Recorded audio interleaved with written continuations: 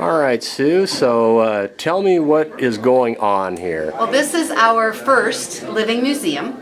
So we have 49 students, 100% participation, and they are presenting authors and artists live. They had free choice to choose whether they wanted to do an author or an artist, and it meets all 5 of our English standards: the reading, writing, speaking, listening, and technology. So in 2 hours, we can assess 49 students on the ELA standards. How long did they have to work on this? They've had a week. A week to prepare? 1 week to prepare. Okay. And they have had some class time, but not all class time. They had English class and they had some history class time as well. Are there some kind of restrictions on or guidelines on who they would get from history? We had them select an author or an artist that had some significance to them. We have designed a 5WSW model, so it's traditional who, what, when, where, why, but then we add the so what piece to it. We can Google kind of any of that information on our own, and so the so what is why should I care, and how and why is that significant? Why should I be interested in this person? And you'll see as you walk around, some of the students chose rappers that maybe have kind of a negative public image, but when you read the words to their songs, which was new for me, you're surprised at some of the depth that they go to talk about maybe their family lives or things that have happened to them. So you can tell that they've actually put some thought into these. They really have. And most of them have become the person they've researched. And so they'll speak in first person. We have everything from gamers, Robert Frost, James Dean, Bruce Lee. So they took the term artist to be literal artists like traditional painting or drawing, and then we also have film artists or music artists as well. And music, of course, they're teenagers, so that's one of their favorite subjects. But we even have Tiny Tim, Johnny Cash, Elvis Presley, so there's some others as well. All right. I was born November 27th. In the year, day, and hour of the dragon according to the Chinese zodiac. I starred and took part in over 68 different movies. I was the original Kato for the Green Hornet. I did most of the martial arts moves in the original Batman for Robin. Then with that, I also appeared in my first movie at 3 months as a stand-in child during the filming of Golden Gate Girl. The movie was released in 1941. The baby had gotten sick, so they had me film. I was born here in the United States, even though my family was originally from China, because my father was over here on a opera trip because he was on tour as a singer. My mother was a housewife. I had 4 siblings. I died July 20th in 1973, shortly after the Beatles broke up, of a reported aneurysm. Yeah, those beads are expensive though. Okay. I developed Jeet Kune Do. I was also the one to develop the 1-inch punch and 6-inch punch techniques. I studied under Sensei Yip Man under the style of Wing Chun, and I didn't develop Jeet Kune Do until after I hurt my back in my mid-20s. I developed it that way I could practice martial arts without re-injuring my back and endangering my ability to walk.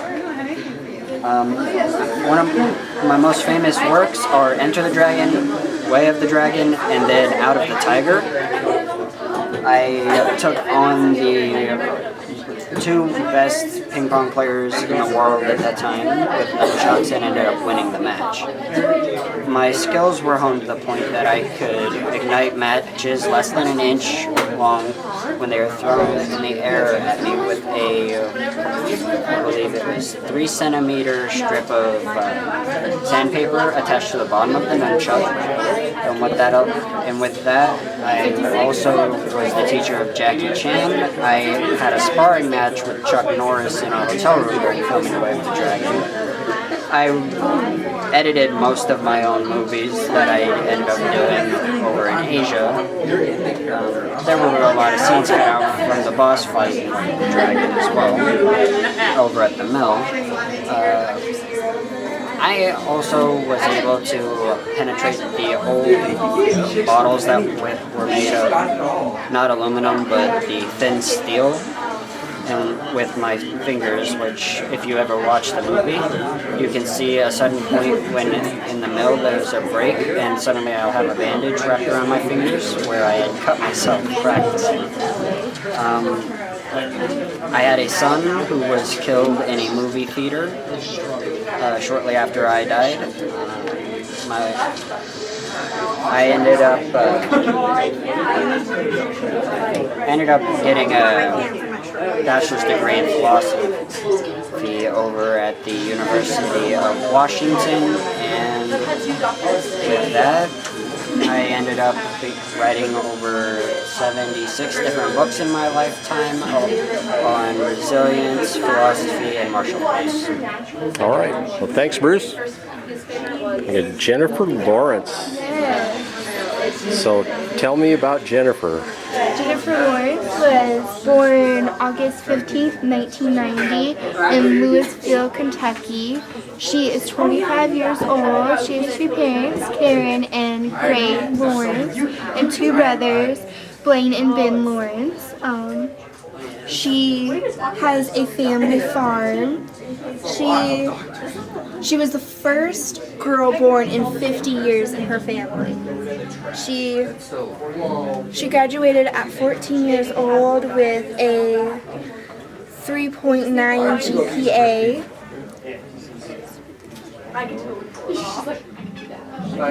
She played in her first movie was The Poker House. She also tried out for Bella Swan in Twilight. She didn't get the part. She also played in The Hunger Games, one of her major big roles.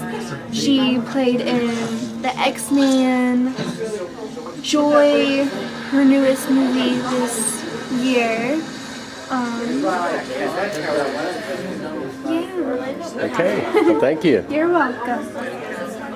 And who have we got here? Adam Sandler. So tell me about Adam Sandler. Adam Sandler is one of 7 kids. He has been in 33 movies and on 2 TV shows. He has a wife and 2 kids. His kids' names are Sunny and Sadie, and he is. The reason he inspires me is because he has overcome a lot of bullying in the past. And he has been nominated for 56 awards, but has only won 16 awards.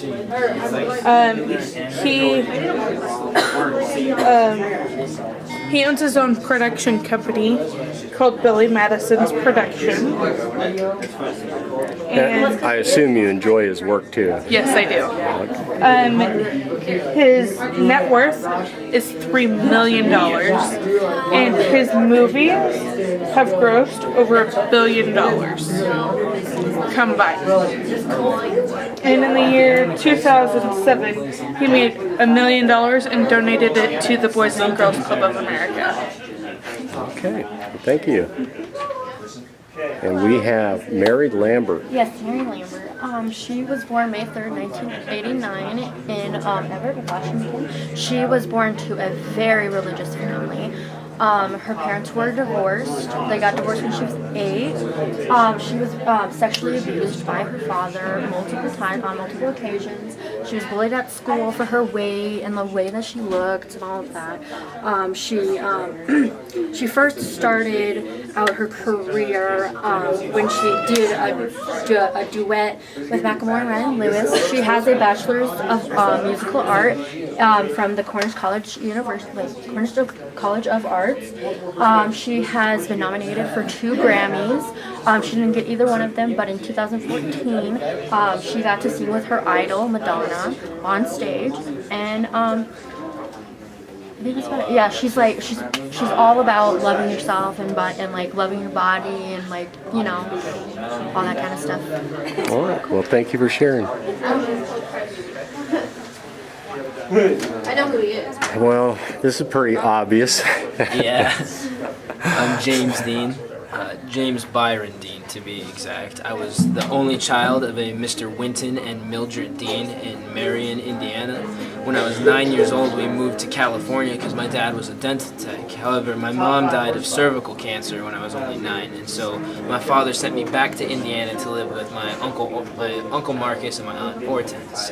From there, I excelled in high school. I was an all-star pole vaulter, breaking the county record before I graduated. I was an outstanding speech and dramatics person, and from there I got several odds and ends radio jobs and television commercials, and I even acted alongside Ronald Reagan.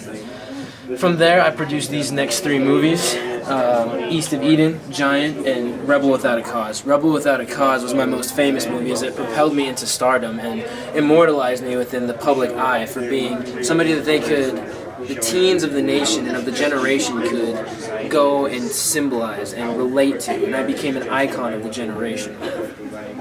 This picture here was taken 2 hours before I died. Shortly thereafter, I was ticketed by a police officer for speeding 65 in a 55 mile per hour zone. These next 2 pictures here are of the crash. You can see in this picture I'm looking at the camera, and at this one I'm looking back at the coroners for what is most likely the last time. I don't really remember these last 15 minutes of my life as it was all a blur. However, after that I became forever cool in the eyes of the public. People began to idolize me as someone that they could relate to and the epitome of being the highest social stratus that they could reach. And to this day I am forever cool. All right. Thank you. My name is Johnny Cash. I was born in Arkansas and raised there on a 20-acre cotton plant. And while I grew up picking cotton all day, and music was a big influence on my life growing up there on Diaz Colony. And well, everybody else would sing while they picked the cotton. I would sing while I picked the cotton, and we had the railroad right there, and so we'd hear their songs, and all the gospel music of the early 1900s was always playing and everything. So music was a big influence on my life growing up. And I graduated from high school there in Diaz County, and well, I went on to serve about 4 years in the United States Air Force. And after that, I went and worked in a couple of factories up in Michigan until I got a record label to sign me on, and Sun Records signed me on. So I was singing with Elvis Presley there on the same label as him, and so he and I became good friends, Elvis Presley and I. And I'd open up for him, and he'd open up for me, and we went on tours and 300 days out of the year. And so I sang my first Billboard song, "Cry, Cry, Cry," to open up for Elvis Presley. And well, it was a good time, you know. But life was getting rough, you know. I mean, 300 days out of the year and no sleep, you know, no rest, playing about 3 shows a day maybe, and sometimes for free, sometimes not. Well, I just didn't have the energy much anymore, so I started doing drugs and drinking alcohol, and well, that just made me go for the worst until I met my second wife, June Carter, there. And June and I met her at a music awards ceremony, and I didn't see her for another year, but well, her and her family were all performers and singers, you know, and so I started working with her and singing with her and spending time with her, and then well, eventually her and I got pretty close, and her and her family got me off all the drugs and alcohol successfully, and I ended up marrying June Carter. So she became my partner. We performed together all the time. She and I, she wrote music for me, I wrote music for her. We sang together, went on tour together, and she actually died about a year before I did, back in 2003. So, and well, she was the source of Ring of Fire for me. I mean, she was my inspiration for that song, and she was love of my life. So. Right, thank you. Thanks. What comes first, the Craft Award for most dedicated fans?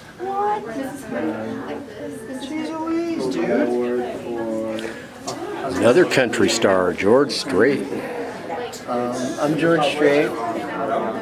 I'm 63 years old. On the 18th I'll be 64. I have 2 kids. This is George Strait Jr. and George Strait. And this is Jennifer Strait. Jennifer Strait passed away in a car accident when she was 13. This is my wife Norma. We've been together since we were 17 in high school. When I turned 18, joined the Army and got stationed in Hawaii.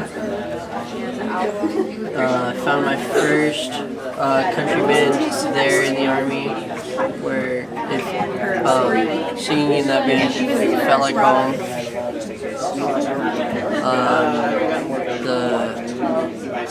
After the Army, got honorably discharged, and went back to Pershaw, Texas, where raised my family on the ranch, on the family ranch.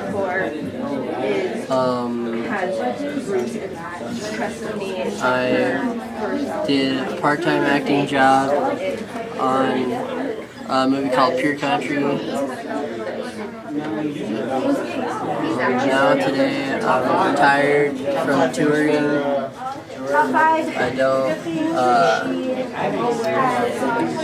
I still write songs for other artists, but that's rarely. Have 138 awards throughout the years from 1983 to 2000. I was going to say, that's quite a list of awards there. Yeah.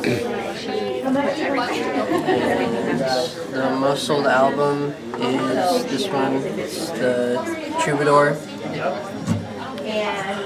Can't remember what's all fully there. But, yeah, that's pretty much my product. Okay, thank you.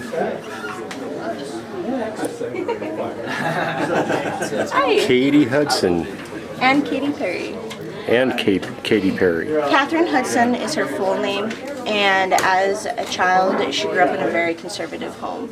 She couldn't listen to anything other than gospel music, so that was her upbringing. And then as a teenager, she was introduced to things like Queen and stuff, which sparked her to go a different direction than gospel music.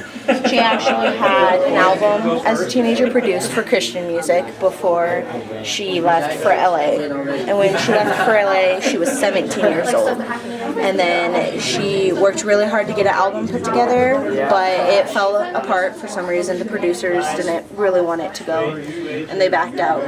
And so she worked really, really hard. However, her song, You're So Gay, Madonna heard it and loved it and was like, no, people need to know who you are. You have a lot of talent. So they kept working, and then I Kissed a Girl came out, and it sparked. And she just has grown since then. She's worked very hard to get where she is. And even as she's become this amazing pop star, her faith is still rooted in her music. A lot of her songs, the lyrics show her faith in it when you listen to it. And it's amazing in today's world. Okay. Very good. Thank you.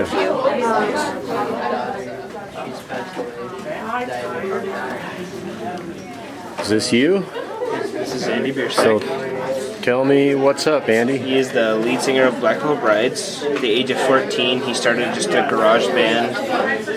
It was self-titled with his name, just Biersack. And then at the age of 18, he dropped out of his high school and started to pursue his career and started Black Hole Brides. Some of the things that they've done, like with the band, because he was bullied as a child, he knew what it felt like, and someone reached out to him, and so they were raising funds for the National Bully Prevention Month. One of their songs and some of their t-shirts, all of the money went towards them. Most of their music is like towards about how judgmental society is and how we're quick to judge people on things, and just how you should keep strong and just keep on focusing on the positive things. One of his quotes I really like is, when people hurt you over and over, think of them like sandpaper. They may scratch and hurt you a bit, but in the end you end up polished and they end up useless. Some of the awards that he's won is the AP Music Award for Most Dedicated Fans, and the Golden God Award for that Song of the Year in the end for 2013. And Is that latest album or? that one is. This is the second most. Okay, all right. That's the most recent there. Yep. There's self-titled album. Then there's Wretched and Divine, and then the one before that is Set the World on Fire, and then I had him on the timeline, but it died a little bit ago. I can't remember the first one now. Okay, all right. Thank you. Thank you.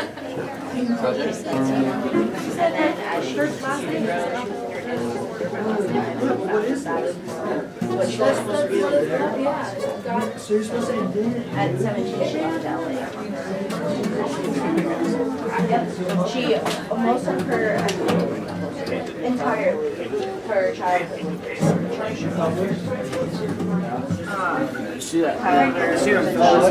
sprouted out on her own. Excuse me. How the album started in her Twiggy. So she was the world's first supermodel. She also was the first model to go into other fields such as acting and singing and fashion design. She really changed the modeling world because of her slim build. Marilyn Monroe was super popular before her, and then when Twiggy came into the scene, models tried to be more skinny, more thin, trying to get into double zero, like trying to get down weight. So, she's from England, and in 1966 she was named the face of the 60s, and that was really her big break. Yeah, I think most people would remember her from the 60s. I'm surprised that you'd even know the reference. No, I mean, I'm really interested in modeling, and so she was someone that was so influential to that world. That was definitely my first pick when I had to, decide who to do. So. Thank you. Yeah, no problem. She's just terrible with relationships, but she does have a hot wife now. Actually, dude, he's got a trait. Why are you such an expert on this love life? And who have you got here? This is Ariana Grande. I started my career at the age of 13 in the musical in Broadway. After that, I got called in to play the part as Kat in Victorious, the show Nickelodeon. I am 22 years old. I have a brother named Frankie, which we have. We do a lot of charities, and one of those is working with children affected with HIV/AIDS. And I teach them how to dance and sing and play with them. For the most part, my pastime is writing songs. I write songs when I have nothing else to do. I have 5 dogs. And I believe that happiness is the best success. Okay. Thank you.